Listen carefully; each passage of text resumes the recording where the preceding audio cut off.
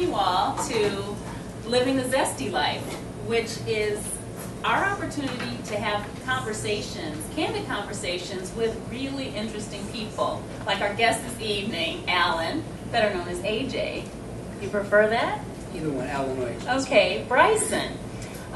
The whole concept behind Zesty Living is to bring passion, purpose, practical action, and prosperity together. And it's possible for people to do that, to just really be in their passion, to be full in their lives, to be enjoying what they're doing, and to feel and experience the abundance around that.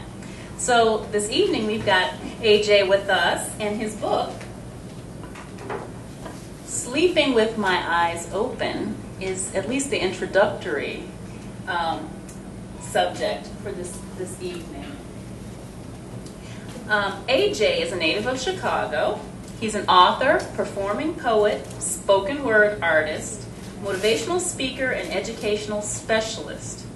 All right, this man has both his bachelor's and his master's degree from the University of Illinois in education, right? All right. He hosts academic and cultural development seminars which promote his mission of writing, inspiring, elevating, and empowering. That's a heavy load there you're carrying on those shoulders. He is married, and he resides in Chicagoland. So please help me welcome AJ Bryson. Welcome. All right, so AJ, your book is potent and powerful. You really take the reader to task. You are not hiding anything in terms of your observations. It really is a cultural commentary, and yet it's really hopeful. You know, there's a lot of hope that I feel in reading his poetry. It's very powerful.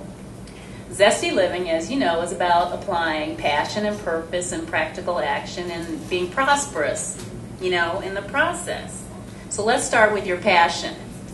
Okay? In your introduction, you reference verbal, spirit-driven ministry. Tell us a little bit about what that means for you. Basically what it means to speak to someone's spirit through the words that you have. I call it a ministry because when we think of ministry, we think of a minister in a pulpit delivering a message. Well, it's similar to griot storytellers and poets. You are sharing a part of your spirit, you're sharing a part of your life and a part of your essence, and that touches people's lives and it touches their spirit. So I call it a verbal, inspirational verbal ministry because a lot of what I say, my plan and my hope is to make sure that it touches someone's spirit. I try to make sure that the things that I write do more than just entertain people. I try to make sure that what I say actually inspires them to do some things. Yeah, because we know that we need that. We need to be guided and directed, and poetry is such a beautiful way to do that. I say there's no one healer, there's no one right, perfect answer. And so if people can touch you, I mean, I just see poetry as just another way to reach people. Some people get it through music. Sometimes it's through, you know, other types of performance art, or maybe it's through photography. People get touched, but that ability to touch people, you know, is I think what's so powerful. So tell us, what's your source? My source? The source for this passion. What inspires you? Just everyday life. You know, I think everyone in their own essence is somewhat of a poet because everyone has a story. Everyone has something that's heavy on their heart. Everyone has joys, triumphs, frustrations, challenges, and the difference is that poets just happen to put them down in words. But everyone has a poem in their heart, or a story to tell, or a song to sing. And one of the things I wanted to do was I observe things that happen in my life. I observe things that happen in the world, and a lot of what is written in the book comes from reflection, frustration, enjoyment, things that I enjoy, things that bring me peace, things that make me mad, things that make me sad. And you kind of put all of those things together. It's like a cake. Actually, the book is like a cake. You take different ingredients, and as one poem, it may not necessarily be tasty. You know what I mean? if you just take flour and eat flour, it's not tasty. If you just take egg, it may not necessarily be the best tasting. But if you take the flour and the egg and the sugar and the milk and the frosting and everything and you put that together, then when you get that out, that's what delivers the taste. So that's the part that I wanted to do with the book. I wanted to make the book somewhat of a baked good.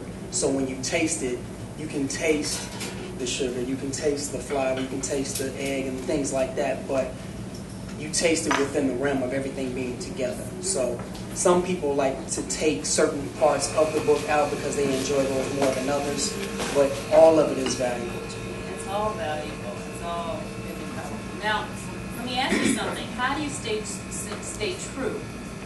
How do you follow through with this passion? Because sometimes, and maybe some of you have experienced this, there's a cycle where you're really feeling great, and then there are these cycles when you dip down. And so what I want to know is how do you stay inspired? How do you stay true to this your passion?